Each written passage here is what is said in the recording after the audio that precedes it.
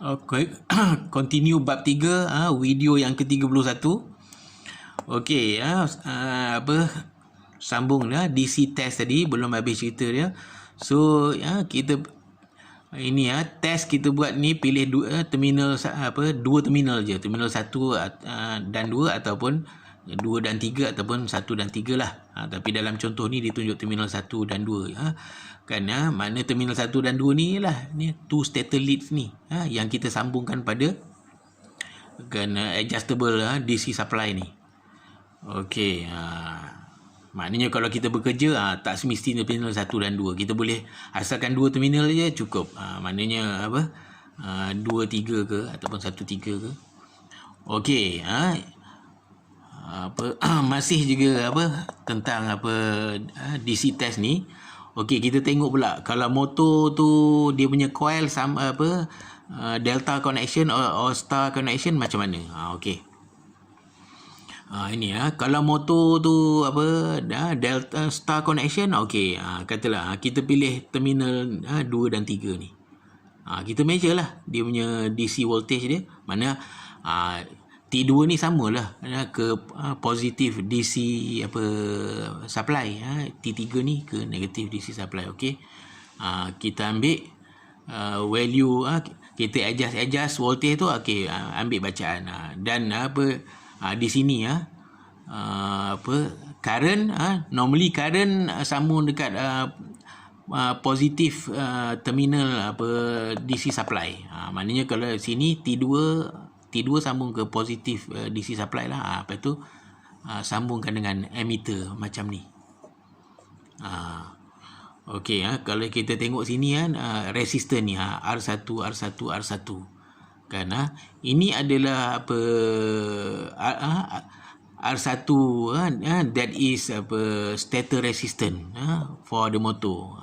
Ini resistance pada fasa T2. Ini resistor rotor resistance pada fasa yang ini rotor resistance pada fasa ini. Okey, kalau dia punya sambungan delta connection pula, kalau motor tu delta connection, sama juga. Maknanya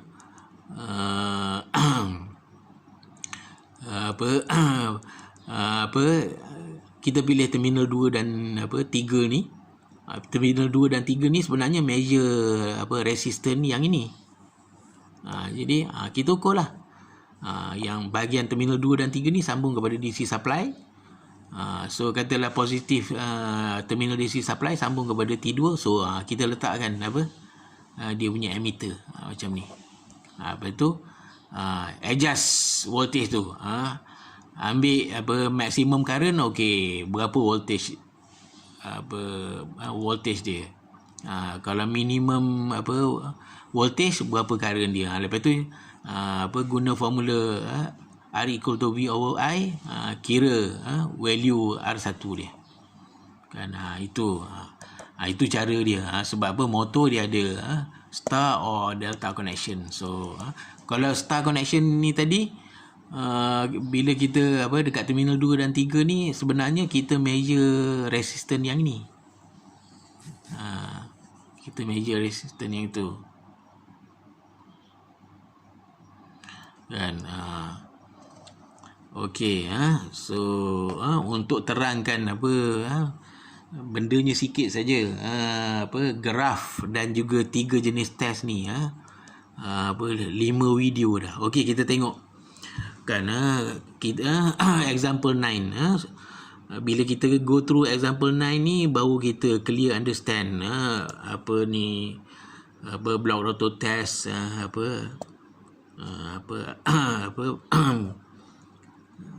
block rotor test, DC test dan juga no load test.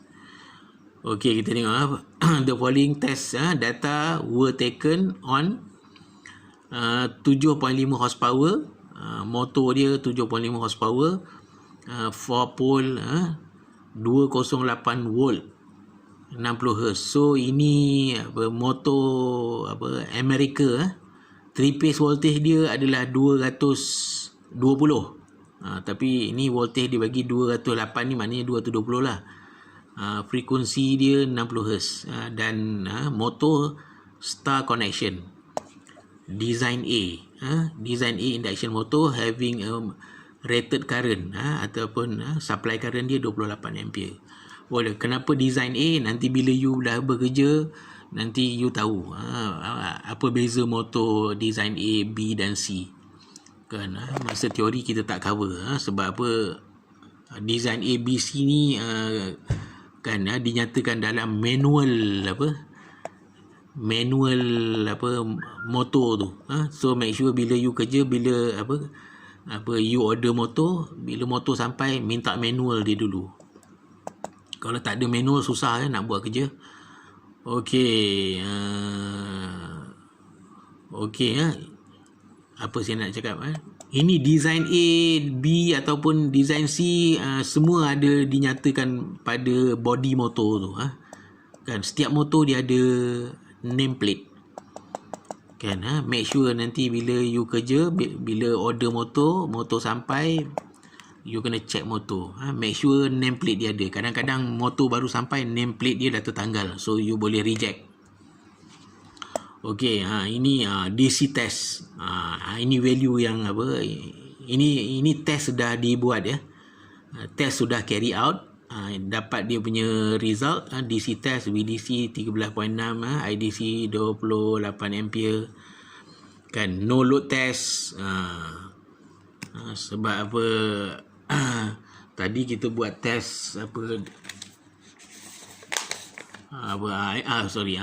inilah info-info yang kita buat masa buat DC test. Kita nak ambil DC test dan dengan IDC test. Tujuan DC test tadi kita dah go through, nak cari R1. Lepas tu kita conduct no load test. Okey, dapat parameter ni. Kan, dia punya supply voltage berapa? Kita dah tahulah supply dia memang 208, tapi kena ukur juga betul tak 208. Kadang-kadang dia terlebih sikit, kadang-kadang dia kurang. Bila lebih, dia efek pada current. Bila voltage lebih, current pun lebih. Okey, measure IA. IA tu maknanya current pada setiap fasa lah. Macam ni. Current yang sini berapa, fasa 2 apa, current dekat fasa 3 berapa. Dia dapat ni IA 8, almost the same lah. Maknanya bila almost the same current indicate that the ketiga-tiga fasa tu balance. Beza pun terlampau sikit sangat, kecuali ini IC. Katalah IA ni adalah IR, IB, IY, IC adalah IB. Macam tu lah. Patutnya dia namakan IR, IY, IB. Frekuensi kita dah tahu. Motor input power biasanya dia tulis dekat nameplate. Tengok 420 watt. Cuma supply je. Ini Amerika. Amerika punya sistem 220 3 phase. Frekuensi dia 60. Kalau guna England, Malaysia kita ikut England, 3 phase kita 415, frekuensi kita 50. Okey. Lock rotor test. Okey, dia punya result. Okey, ni. Kita buat lock rotor test. Lock rotor test kita nak cari apa tadi? Kita nak cari nilai magnetizing magnetizing component, RM and XM. Lepas tu kita nak cari friction and windage loss, dan juga combine core. Tapi bila kita buat lock rotor test, kita perlu catatkan voltage, terminal voltage. Kan, ini dia bagi 25 volt. IB, IA 28, banyak ni 28.1, frekuensi dia 15, input power dia 920. Ini bila kita go through contoh ni pun tak clear understand. Bila kita buat conduct test baru kita clear understand. Untuk degree kan, kalau you sambung test, kalau you sambung degree dalam power, memang akan buat eksperimen ni. Untuk diploma memang kita tak buat eksperimen ni. kan, dia ada limited ya, belajar apa beza diploma degree. Okey, IB kan, IB dia banyak tu kan, ini result apa, result for log roto test, IA dia 28.1, IB dia 28, IC dia 27.6, almost apa the same lah, makna meaning that the motor is balanced. Okay, so that's how we conduct the 3 tests untuk apa measure apa parameter kan. Okay, nanti dia punya solution for example 9 ni kita continue video yang ke-32. Okay, kita stop, dah nak dekat 11 minit.